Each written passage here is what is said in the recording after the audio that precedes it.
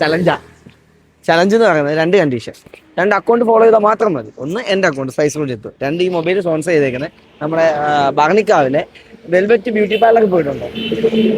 അവരുടെ തന്നെ ഒരു അക്കാഡമി സ്റ്റാർട്ട് ചെയ്തിട്ടുണ്ട്, വെൽവെറ്റ് അക്കാഡമി. അതായത് 1,00,000 രൂപ വരുന്ന ബ്യൂട്ടി കോഴ്സുകൾ അവരത് 25,000 രൂപയ്ക്കാണ് ഓപ്പണിങ്ങുമായിട്ട് ബന്ധപ്പെട്ട് ഇപ്പം ചെയ്യിക്കുന്നത്.